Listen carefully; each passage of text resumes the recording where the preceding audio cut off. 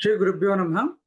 Good evening and a very warm welcome to another session at Global Festival of Oneness. This is Nitin Sridhar. Let me begin with a prayer. Vakratunda Mahakaya Koti Surya Samaprabha Nirvignam Kurume Deva Sarvakaryeshu Sarvada Jayanti Mangala Kali Bhadrakali Kapalini Durga Kshama Shiva Dhatri Swaha Sudha Namostute Ishvaro Guru Ratmeti Murti Veda Vibhagine Vyomavatyapta Dehaya Shri Dakshinamurtaye Namaha Shatismati Purananam Alayam Karunalayam Namami Bhagavatpadam Shankaram Lokashankaram Sadashiva Samarambham Shankaracharya Madhyamam Asmadacharya Paryantam Vande Guru Paramparam Gurur Brahma Gurur Vishnu Gurur Devo Maheshwara Gurur Sakshat Parabrahma Tasmai Shri Gurave Namaha Shri Gurubhyo Namaha Hari Om. Once again, a very warm welcome to everyone. Today we have Swami Aparajitananda ji joining us all the way from Chicago. Thank you, Swamiji, for making time for the session. We are very, very grateful to you. And Swamiji will be speaking on a very interesting topic, inculcating Vedanta consciousness in daily life. It is a very, very necessary topic. We all study Vedanta, we all listen about Vedanta, but then comes the most crucial part, how to live Vedanta, how to maintain that consciousness about the Vedantic truth when we are involved in day-to-day activities. Swamiji will be sharing his insights and tips and everything on the topic. Before we proceed, a brief introduction to Swamiji. Swami Aparajitananda ji earned his, in his Purvashrama, he earned his professional degrees in electronics and communications engineering. He had also worked in Bengaluru at an engineering college for 5 years. Later, he resigned from that job to focus full-time in the study of the Indian Shastras. And he underwent a intense training at Sandipani Sadhanalay, which is run by Chinmaya Mission in Mumbai for 2 full years, and completed the residential Vedanta course. And later, Swamiji joined as a full-time brahmachari with the Chinmaya Mission. In the year 2018, on Mahashivratri Day, Swamiji was given Sannyasa Diksha. And since then, he has been working at different centers of Chinmaya Mission in Bengaluru, Mysuru, Shimoga, and Mangaluru. Since 2023, Swamiji has been serving in Chinmaya Mission Chicago Yamunotri branch as the resident Swami. And Swamiji has conducted various discourses at different parts of the India and in different reputed institutions such as IIT in Mumbai. Since coming to Chicago, Swamiji has visited over a dozen Chinmaya Mission centers all over US and shared his insights with thousands of devotees on various Shastra-related topics. And Swamiji was also invited to serve as faculty of the Hindu Spiritual Care Program run by Chinmaya International Foundation for aspiring Hindu chaplains. He regularly contributes to various magazines and journals. Thank you very much again, Swamiji, for making time for the session again. Please go ahead and start your session. Okay.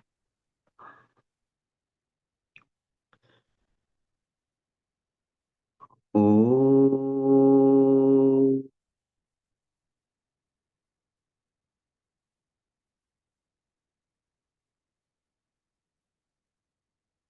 Oh.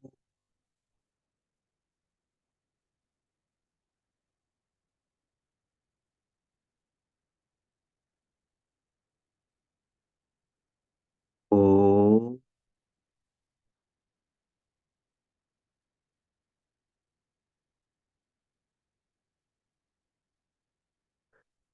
Om Sahana Vavatu सहनो भुनक्तु सह वीर्यं करवावहै तेजस्विनावधीतमस्तु मा विद्विषावहै ॐ शान्ति शान्ति शान्तिः.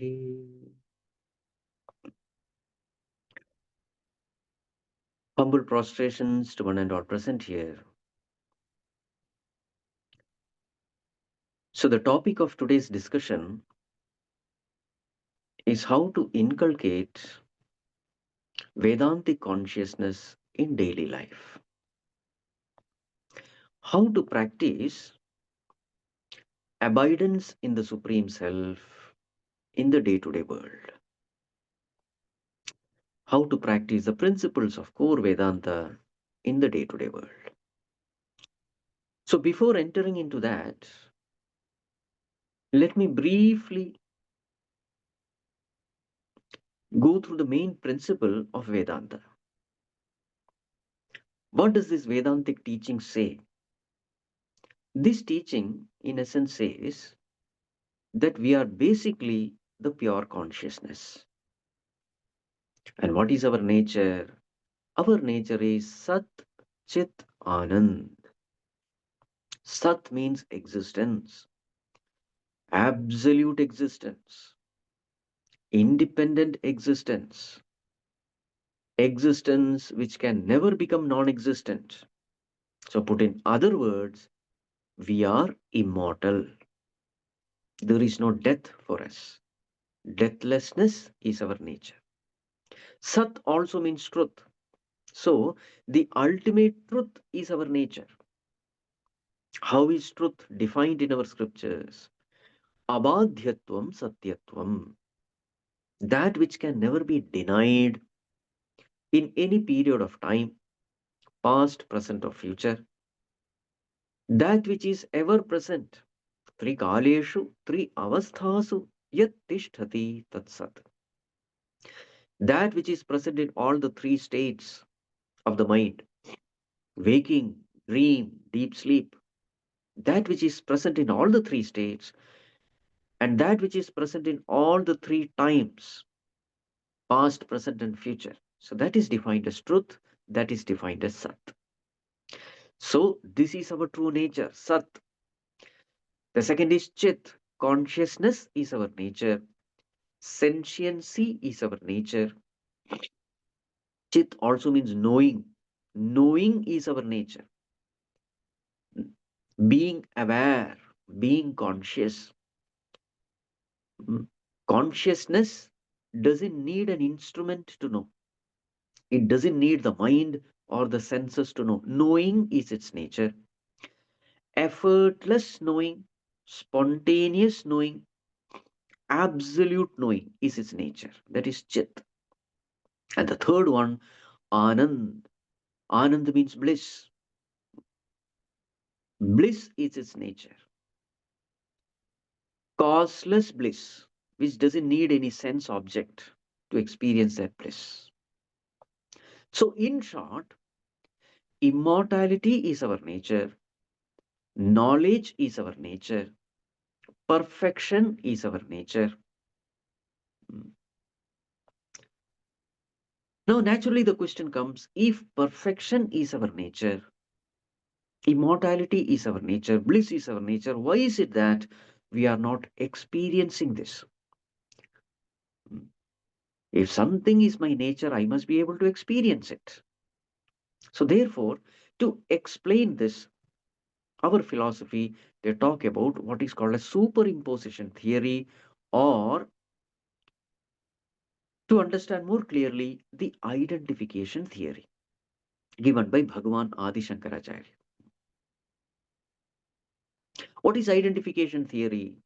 When entity A identifies with entity B, the properties of B appear to be the properties of A. This is called as identification theory.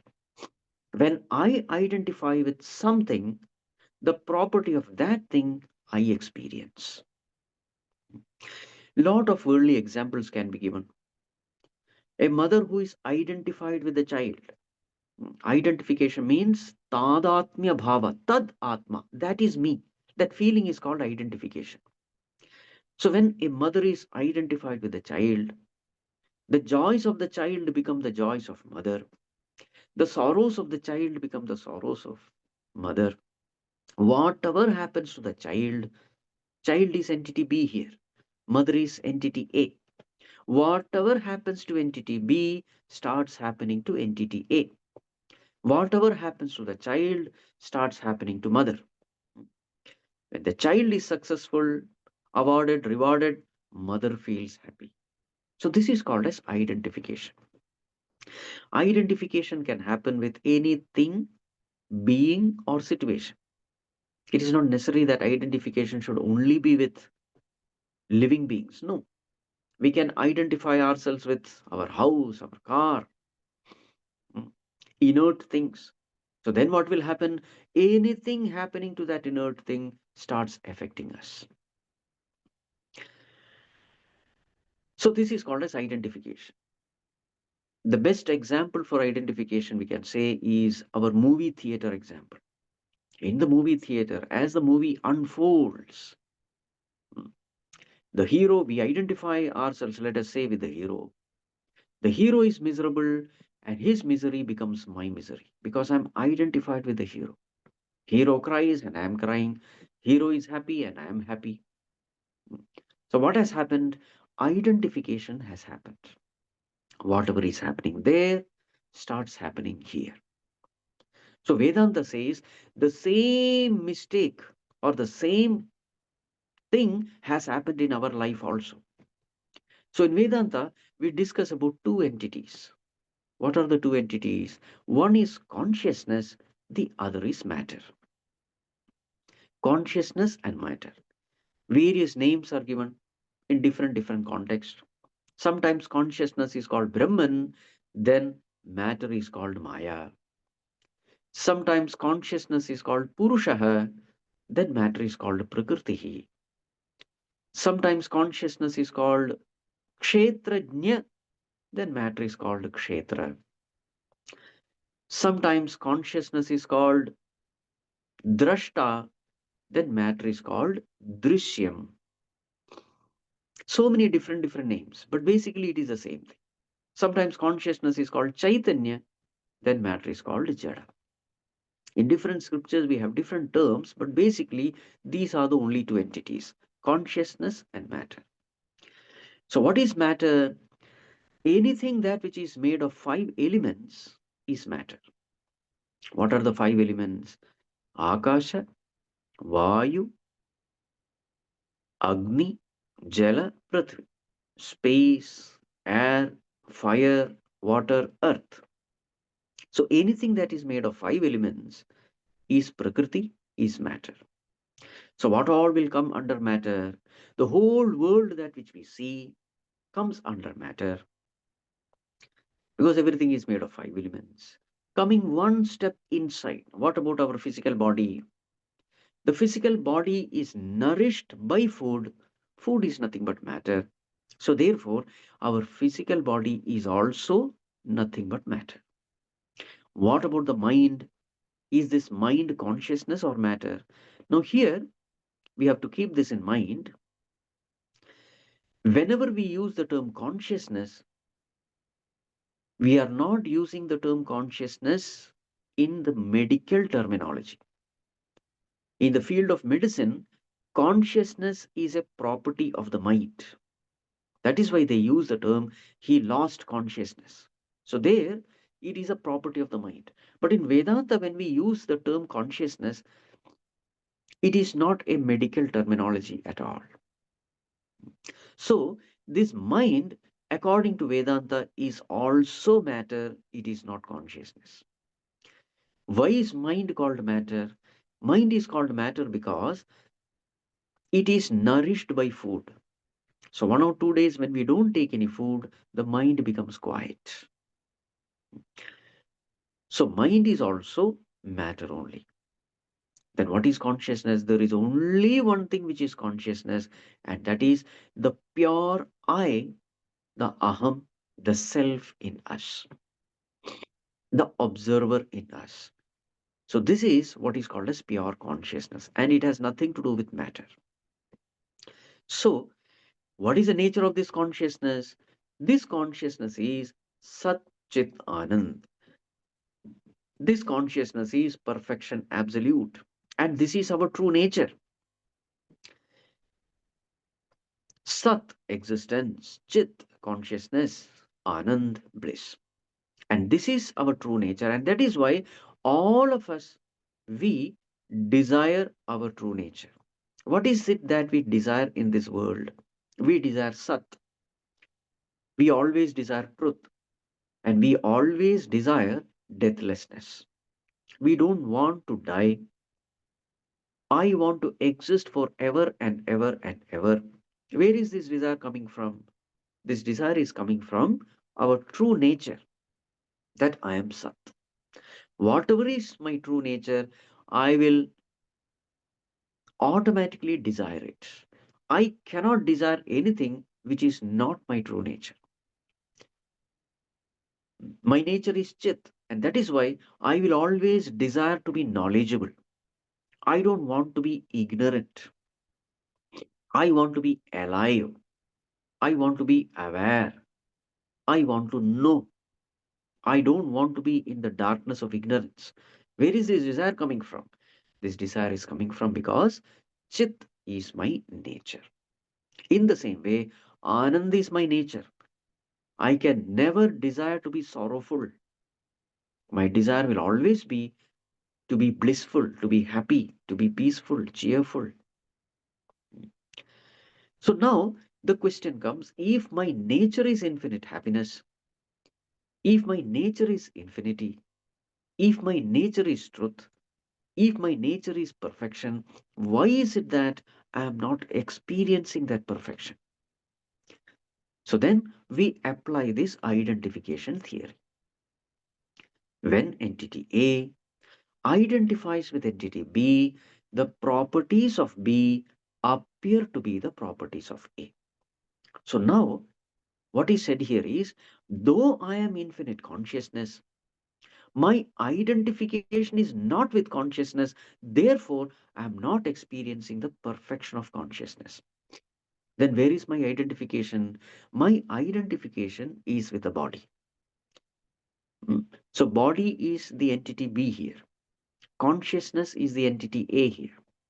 So when consciousness identifies with the body, what will consciousness experience? What will I experience? I will not experience the perfection of consciousness. I will experience only the imperfection of the body. Why is the body called imperfect body? Body is imperfect because it has a birth date, it has a death date. It is limited in existence. Asti, jayate, vardhate, viparinamate, apakshiyate, vinashyati. This is the sixfold modification of the body.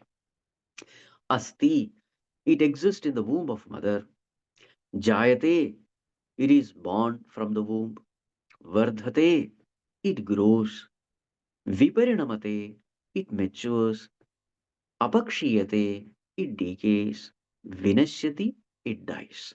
So these are the sixfold modification. The body is finite.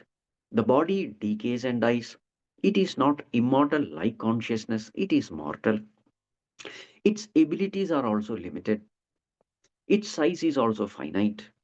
So, such a limited body, finite body, perishable body, when that infinite, imperishable consciousness identifies with that perishable body, what will consciousness experience?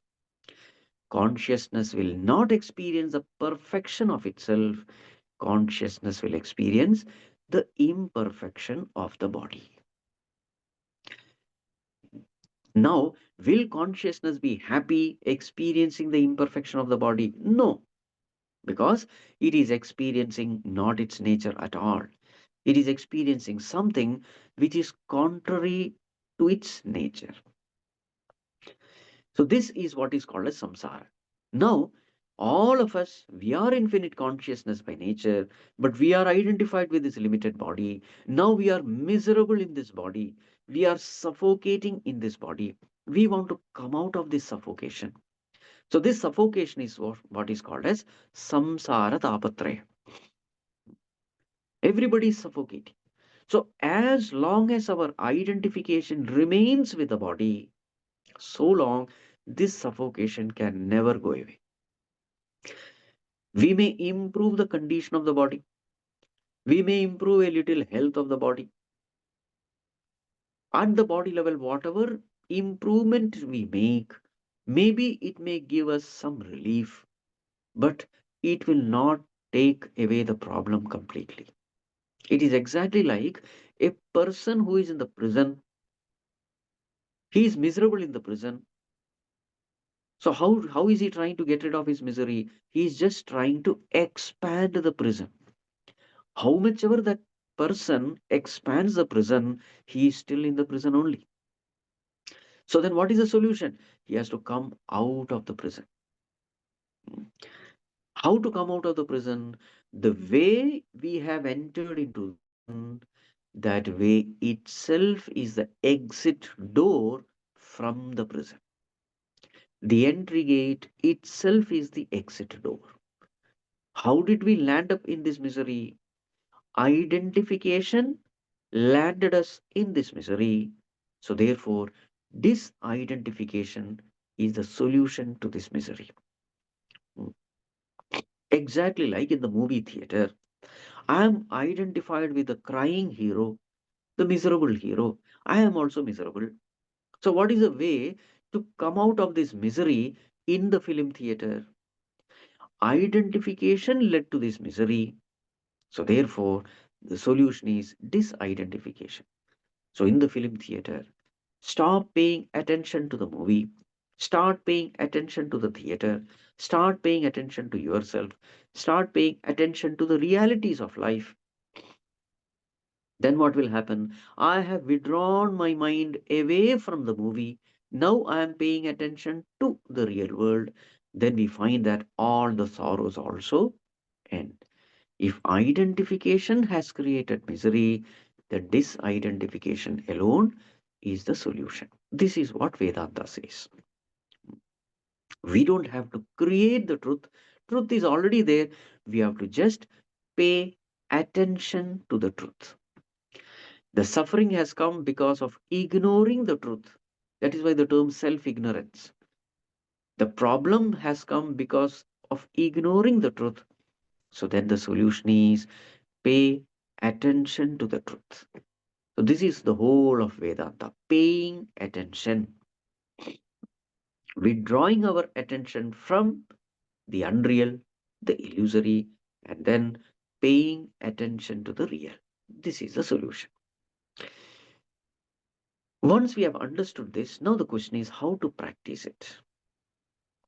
See, practice is the practice of meditation. So at the seat of meditation, what are we supposed to do? At the seat of meditation, when we sit with closed eyes, we will experience two entities at the seat of meditation. What are the two entities? Number one, the thoughts in the mind. Number two, the witnessing consciousness witnessing the mind. These are the two entities, the thoughts in the mind and the witness of the mind. So, how to practice this Vedantic theory? All my thoughts of the world, they are all worldly thoughts. As long as I identify with these thoughts will multiply. But the moment I start witnessing the thoughts, these thoughts die.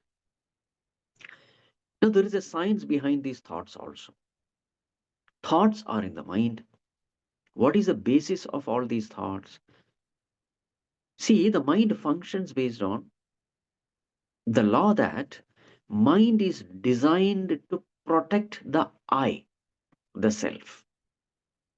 Mind is designed to protect the I.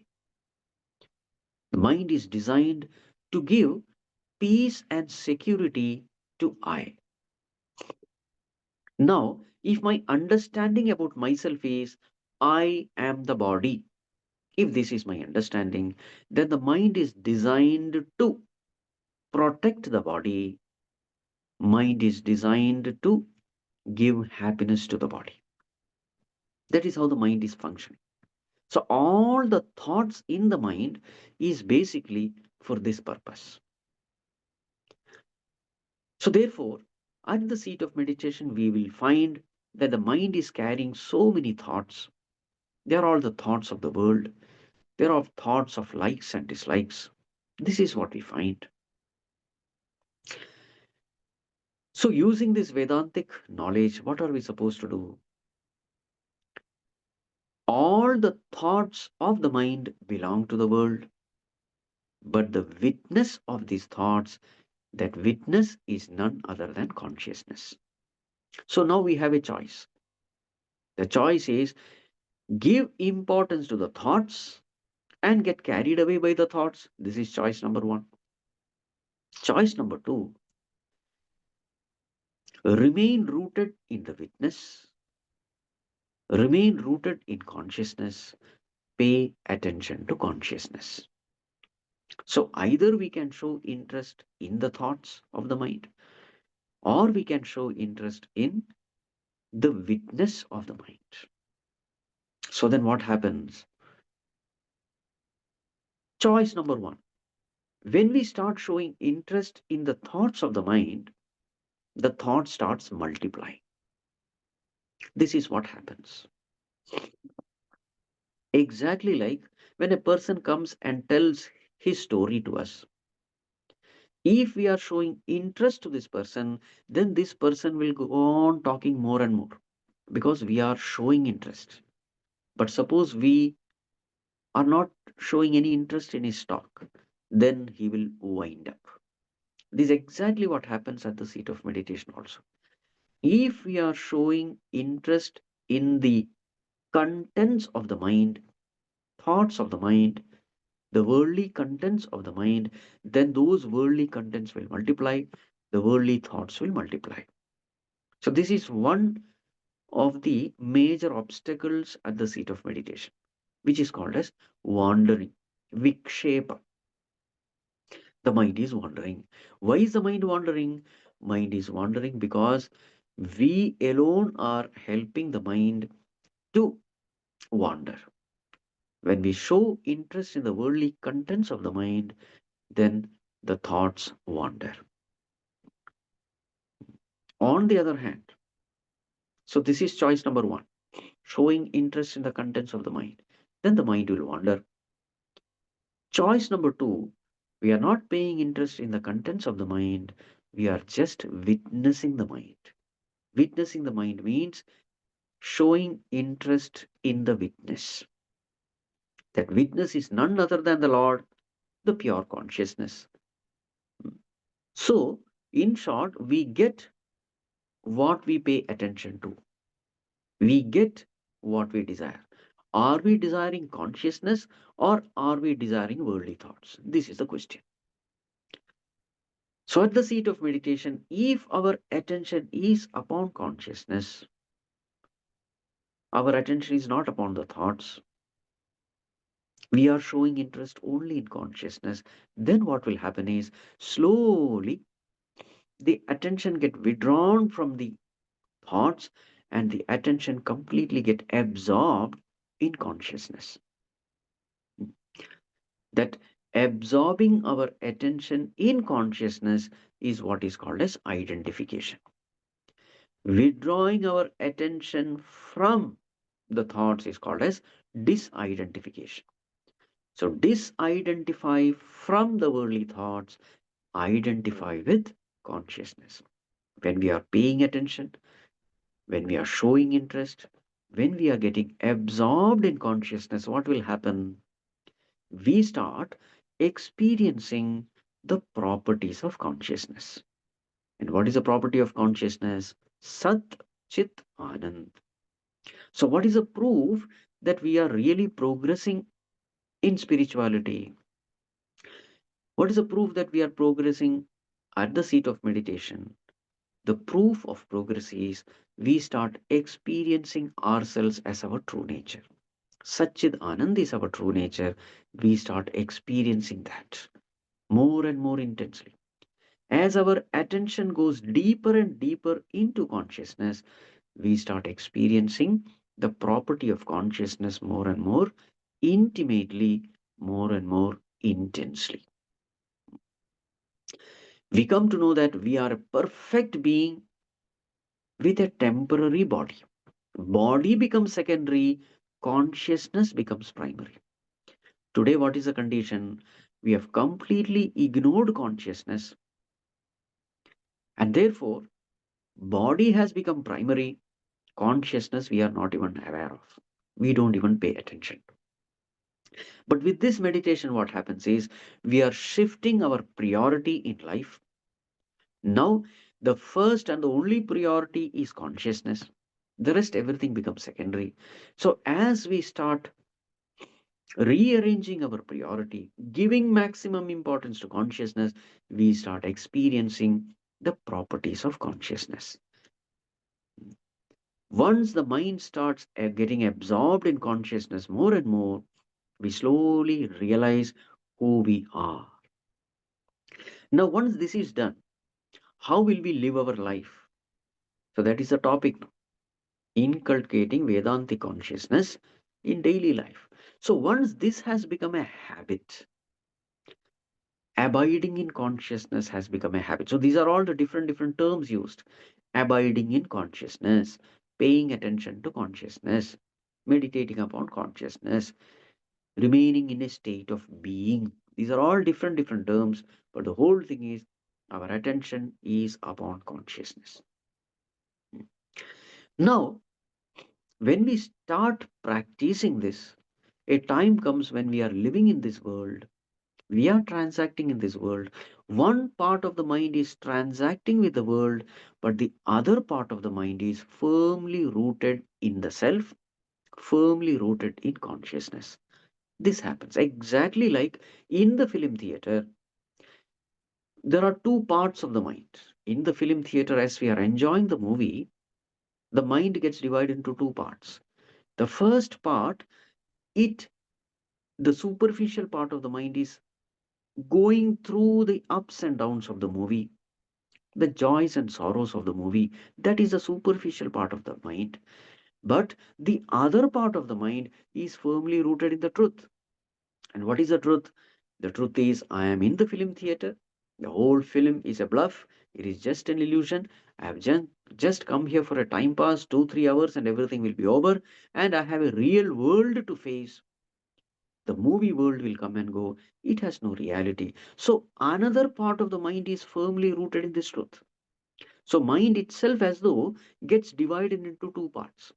One part goes through the ups and downs of the movie, goes through the joys and sorrows of the movie, and therefore this person, the superficial personality in us, cries and weeps and rejoices along with the flow of the movie. That is a superficial part of our personality. But deep down, we are rooted in the truth that the whole thing is an illusion. You see? So, remaining in the theater, both of the things are being done by us. We are enjoying the movie also, and at the same time, we are rooted in the truth also. Both happen simultaneously. So, in the same way, when we regularly practice at the seat of meditation, this abidance in consciousness, slowly, we come to know that we are consciousness and not the body. Body is only an instrument to interact with the world. Body is only a temporary instrument. Today it is there, tomorrow it is not there. But body's existence is not my existence. I have existence without any dependence on the body. Body is only an instrument. I am the possessor of the instrument. The possessor's existence is not instrument's existence. Instrument may exist, may not exist, but the possessor always remain. So, with this understanding, then I start living in this world. So, even when I'm transacting with the world, One part of the mind is transacting with the things, beings, and situations. Another part of the mind is firmly rooted in the truth, exactly like that film theater. Then what happens? So, such a person is called Nirdvandvaha in Bhagavad Gita, the one who is unaffected by the pairs and opposites, pairs of opposites. Sukha, Dukha, Labha, Nashta, Mana, Apamana, Ninda, Stuti, all these ups and downs come. But since I am rooted in my blissful self, these ups and downs of life doesn't affect me. This is the practical aspect of Vedanta. Now, what is the obstacle in this practice? The obstacle is our likes and dislikes. It's called as raga dveshas of the mind. This is the practical obstacle. Because if I want to abide in consciousness, if I have to be firmly rooted in consciousness, then the necessary condition is I must not be attached to anything of the world. Because wherever there is attachment, there is identification. The moment I feel that a thing, being, or a situation is capable of giving me happiness, then what will happen? That mind goes there, mind gets attached to that thing, being, or situation. Once the mind gets attached to that, the mind has to leave consciousness in order to get attached to that. So, stronger my raga dvesha is, stronger my likes and dislikes are, more difficult it will be to turn the attention of such a ragadvesha filled mind. It is difficult to turn the attention of such an impure mind towards the self. So, this is a major problem. That is why in Bhagavad Gita, Bhagavan says, Asanga Shastrena Drudhena Chitva. Asanga Shastra has to be used. Now, here, Asanga has to be understood properly. Does it mean that we have to renounce the world in order to abide in the self, in order to abide consciousness? No. The question is not of renunciation, the question is healthy renunciation at the mind level. This is the most important thing. Not running away from the world, but remaining in the world and still remain detached. This is the challenge. Running away from the world will not help, because if ragadvesha is there, then the mind will go कर्मेन्द्रियाणि संयम्य य आस्ते मनसा स्मरन् इन्द्रियार्थान् विमूढात्मा मिथ्याचारः स उच्यते. At the seat of meditation, the body may be still, but the mind will be wandering in the sense objects. Why the mind is wandering? The mind is wandering because of likes and dislikes. Such a mind filled with likes and dislikes cannot do this consciousness meditation. To the extent we are free from the burden of likes and dislikes, such a mind is called a pure mind. Such a mind is called a dispassionate mind. Such a mind is called a qualified mind. Such a mind alone can be withdrawn from the world. Such a mind alone can absorb itself in consciousness. So, this is what we have to understand. So, therefore, escaping from the world will not solve. What is needed is developing dispassion for the world. Now, the question is how to develop this dispassion for the world. So, we have to understand one thing: the world is designed in such a way that everything of this world, if we attach to that thing, being, or situation of the world, can give only sorrow in the end. This is how the world is designed. Anything and being and situation, the world is designed in such a way. So in Bhagavad Gita it is said, Agre amrutopamam pariname vishamiva. In the beginning it is like amrutam. All these pleasures of the world, they are nectarian, joy giving. But in the end, we find that it is giving only pain and suffering. The world is designed that way. Bhagavan calls this world as dukkhalayam, an embodiment of sorrow. It's an abode of sorrow. Mm. The world is designed deliberately that way so that we can easily detach our mind from the sorrow filled world and attach to consciousness. Mm. So, this has to be understood. As long as the mind finds that the world is a source of joy, the world is a source of security, the world is a source of peace, as long as mind is wrongly educated in this aspect, so long the mind, you cannot withdraw the mind from the world. Because mind is designed to go towards things, beings, and situations which are the source of happiness. So the first is education of the mind is necessary. Mind has to be educated that you can find bliss only in the self and not in the world. This way, mind has to be educated. Only then, such an educated mind will drop the world and move towards the self. That is why dispassion is very important. यतो यतो निश्चरति मनश्चञ्चलमस्थिरं ततस्ततो नियम्येतत् आत्मन्येव वशं नयेत् शनैः शनैरुपरमेत् बुद्ध्या धृतिगृहीतया आत्मसंस्थं मनः कृत्वा न किञ्चिदपि चिन्तयेत्. This is the practice of meditation said in Bhagavad Gita.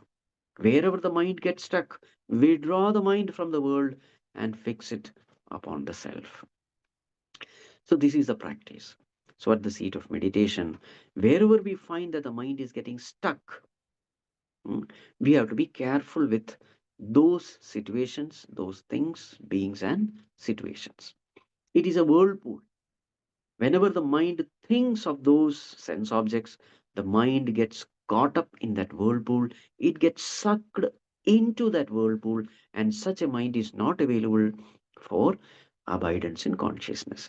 So, this is the homework, this is the exercise we have to do. Where all are my mind getting stuck in this world? Wherever it is getting stuck, understand my relationship with that entity is unhealthy. What is the state of a healthy mind? The state of a healthy mind is this, that mind is able to think of a situation, and once planning is done, analysis is done, conclusion is happened, we are able to easily withdraw the mind from that situation. So that is why in Bhagavad Gita, the example given is that of a kurma. Kurmonganiva sarvasha. Just like a turtle or a tortoise. How easily the tortoise withdraws its limb from the world. In the same way, a Mahatma, a Sthita Pratnya, is able to withdraw the limbs into the safe shell of the Supreme Self. That easy withdrawal is possible only when we have the right understanding that the source of bliss is only the self and not the world. Hmm. So, two things are necessary. Number one, the knowledge that the world, there is no joy in the world. So, that will help withdraw the mind from the world. And number two, the real happiness is only in the self. So, that will help us abide in the self. So, two things are necessary: detachment from the world and attachment to God, attachment to the self. In the language of devotion, we will use the term God. In the language of knowledge, we use the term pure consciousness or the Supreme Self. The language is different, but basically it is one and the same. Abidance in consciousness, sometimes it is called as remembering the lotus feet of God. Both are one and the same. There is no difference at all. So, this is a preparation we have to do in order to successfully abide in consciousness. So, the main obstacle is the likes and dislikes of the mind. So, that is why the first step in Vedanta is not Vedantic meditation. The first step in Vedanta is Karma Yoga. So, that is why Bhagavan speaks of Karma Yoga in the third chapter. Then only Bhagavan goes to Dhyana Yoga of the sixth chapter. First, prepare the mind by rising above our likes and dislikes. And for that, Karma Yoga is absolutely essential. So, through Karma Yoga, when we perform all our duties as a worship of the Lord, so there are four important principles in Karma Yoga. So, what are the four important principles? Number one, Kartavya Nirvahanam, performance of our duties. Number two, Samyak Acharanam, doing it as best as we can. Number three, Ishvara Arpana Buddhi, performing it as a worship of the Lord. Number four, Ishvara Prasada Buddhi, receiving the results as prasad from the Lord. These are the four principles. So, the first step in Vedanta is not Vedantic meditation. The first step in Vedanta is learning to live intelligently in this world, learning to perform our duties and responsibilities intelligently. So, when we perform our duties and responsibilities intelligently, mind becomes pure. Because when we are doing our duty as a worship of the Lord, what happens? At that time, we are not doing our duties based on our based on our likes and dislikes. We are doing our duties based on what is right and what is wrong. Many times, something is right, but I don't like it. But a karma yogi has to do it because it is right. Sometimes there is something which is wrong, but I love doing it. A karma yogi will have to give up that wrong thing even though he may like doing it. So what happens is the likes and dislikes versus right and wrong, this creates immense struggle in us. It is the struggle which purifies the mind. It is the struggle which helps us win over our likes and dislikes. How to win over our likes and dislikes? Whatever I like, if it is wrong, let me not do it. Whatever I don't like, if it is right, let me do it. So I am functioning, I am working against my likes and dislikes. When I work against my likes and dislikes, what happens? I win over my likes and dislikes. And when I win over my likes and dislikes, such a mind free from likes and dislikes become a pure mind. Such a pure mind becomes a fit instrument at the seat of meditation. So, how does that pure mind help me in meditation? At the seat of meditation, I'm easily able to withdraw that pure mind from the worldly thoughts. I'm easily able to withdraw that mind from the things, beings, and situations of the world.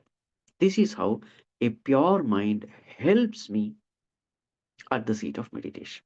Again, a pure mind is a disciplined mind. A pure mind is an obedient mind. A pure mind listens to what I say. It is my best friend. So, such a mind, it is very easy to shift the attention of such a mind to this consciousness. So, once this becomes a habit, that habit continues in my daily living also. Mm. So, in the world, remaining connected to consciousness, I am able to go through the transactions of the world. This is what happens. So, this is what is called as inculcating Vedanta consciousness in practical life. So, though I am in the world, I am untouched by the world.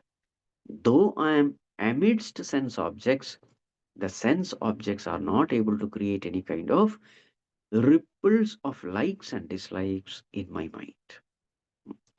So, this is a proof that I am progressing spiritually. So then what happens with such a healthy mind? When we possess such a healthy mind, we are able to beautifully handle all our situations in life.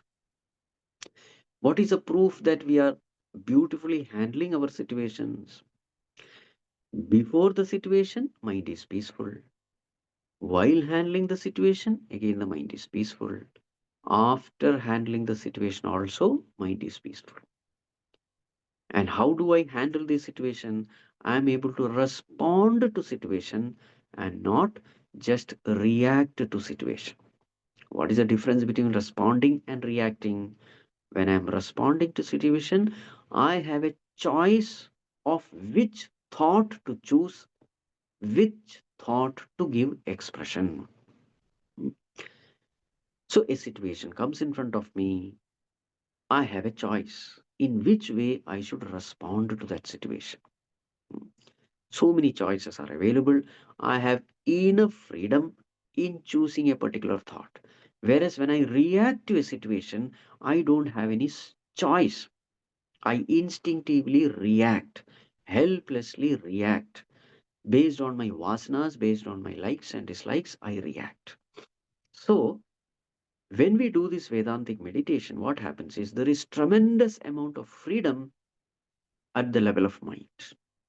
Because mind is functioning out of happiness. Mind is not functioning for happiness. Now, this is a very big difference. When I am functioning out of happiness, I have the freedom to choose my thoughts. I have the freedom to choose my words.